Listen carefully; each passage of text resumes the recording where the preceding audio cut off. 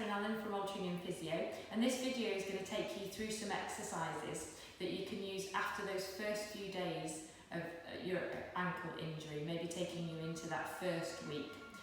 Again, none of the exercises should be painful for you to do, and they're again trying to encourage your rehabilitation and getting back to normal function as quickly as possible.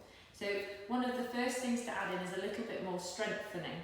One of the movements of the foot, which can very often become much weaker, is what we call eversion, or this outward movement of the foot. Now, if you cross your other foot over and put your little toes together, then you can effectively apply a pressure, pressing that foot, your poorly foot, out into the little toe of the other foot so that you get an isometric contraction. And that starts to fire the muscles that run over the outside of the ankle there, which we really need to make sure that we have good balance and that we don't continually go over on the foot. So it's important to help us to make sure that we don't have recurrent injuries. Just applying a pressure in, shouldn't really see too much movement, it shouldn't be painful. See if you can hold it for about 5 seconds, release, maybe repeat that 5 to 10 times. Also then, as we did before, we've got that, we can use the resistance of the TheraBand around the foot and working with more resistance into that movement of plantar flexion, pushing the toe down and then really smoothly releasing and seeing if you can release that tension coming into a little bit more dorsiflexion. So we are getting that eccentric work of the muscles that help to stabilise us around the ankle as we come into that little bit more dorsiflexion there. So yes, we're working the muscles as we push and point the toe down, but we're also equally working muscles as we come into that release with the resistance of the band. Again, shouldn't be painful. Your range may still not be full, but you can still start to work to increase that control of those muscles around the ankle there. Again, maybe 10 of those or so at a time. Then, if we come up and into standing, once we've got a little bit more comfort around your ankle, we want to also make sure that we don't start losing this mobility through the muscles that run up along the back of the leg. So our calf stretches become important. Now you can use a wall, or I'm using a chair. We're going to do, first of all, a stretch where we're in a stride stance, making sure our toes point in the same direction, hips and shoulders are square, and then we fold the front knee, but we keep the back knee straight, keep the back heel down, so that we feel a stretch running up and over the back of the leg there, over the calf, but probably maybe also slightly over the back of the knee. We're keeping that knee straight.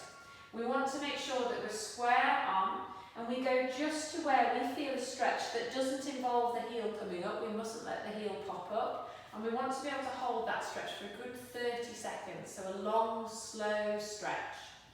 Once you've held the 30 seconds, you'll come away, just gently loosening, and then again, fold that front knee and ease yourself into that position of stretch again.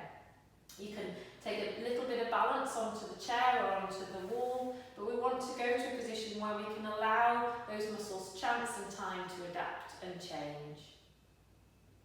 We'll do once more, so if you can, 30 seconds, 3 times, ideally 3 times a day, to make sure that these big structures have got a chance to make sure we don't lose any more movement, or we regain any that's been lost by the injury there. So that's your first calf stretch. Second one then, we bring the back foot in slightly, and now we're going to focus on one of the muscles called soleus a little bit more, and also stretch slightly more into that Achilles at the back of the heel there. We're folding both knees now to sink down. So here we've got both the ankle folded and the knee folded, and you'll feel that that stretch is slightly different. Again, you can use something to support yourself, either the wall or the chair, and when again we want to be nice and square at the hips and shoulders there. 30-second hold, and then come up for a little rest, and then again we're going to aim to repeat that 3 times. Don't worry how far you go. It shouldn't be painful, but you should feel quite an intense stretch with this one. Okay, and again, if you can, 3 times, 30 seconds each, 3 times in that day. Of course, we're doing this with your injured ankle. If you've got time, there's no harm at all with doing it with your other ankle as well to make sure that we're equal. Okay. From here then, while we're in standing, we can build on that exercise that we did where we were pressing into the resistance of the band, working into plantar flexion, getting the calf muscles actually working a little more now. So both feet flat on the floor, toes pointing in the same direction, and again a little bit of balance is needed, and we'll start rolling forwards and up and onto your toes on both sides, and then smoothly and slowly back and down. Now, don't worry how far you go. Of course, you've got the good leg helping the other one out that little bit more. It shouldn't be painful at all to do. You'll feel the muscles across the lower part of the leg tighten as you come into that lifted position. And you're thinking of pressing down, maybe slightly more through the big toe as we peel up, and hopefully creating that beautiful arch that we have through the sole of the foot there.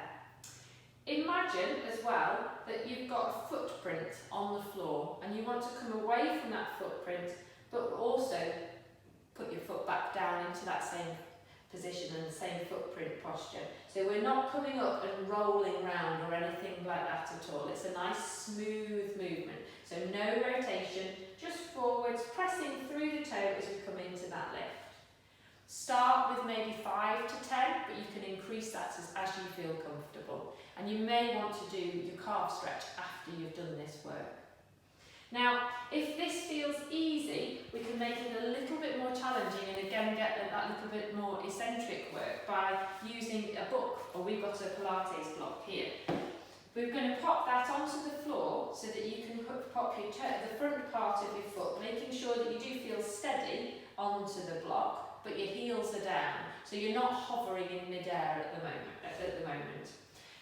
Again, using a little bit of either the chair or the wall to steady yourself, and we're doing the same movement. We press to come up into that little heel raise, but now as we lower down, we're going further through that range of movement and into that dorsiflexion position, okay? We're going to maybe progress on to doing this later with a step. So here you can see that we've got an increased range at the ankle, still nice and controlled, but you do come to rest in a steady and stable position. You might want to just start with about 5 of these after you've done your normal heel raises, so you can see how you get on and then progress your number as you feel comfortable. So we've done a little bit more work where we're working on movement, working on control, and working on the power of those muscles, but another thing that we mustn't forget in our rehab is a little bit of balance. So you can use something maybe like a cushion at home, or if you've got a wobble cushion like this here, again, maybe against the wall or the chair, but just starting to come into standing on that uneven surface. Use the wall or the chair to give you a little bit of balance first of all, but what we're wanting to do is to give that ankle experience of starting to have a little bit less stability coming off from the hard floor. So we're getting all of those structures around the ankle that help to give us our control and prevent more injury from working hard. So standing on it is a good test to start off with. You could do a little bit of walking side to side. You could do bringing your weight forwards through the front of your foot to the back of your foot. So again, we're working on that range as well as your balance. You could also see if you could let go of either the wall or the chair, but make sure you're in a safe place before you start to do that. And again, it shouldn't increase any swelling around your ankle as you do it. It certainly shouldn't be painful, but it's a great thing to start practicing on.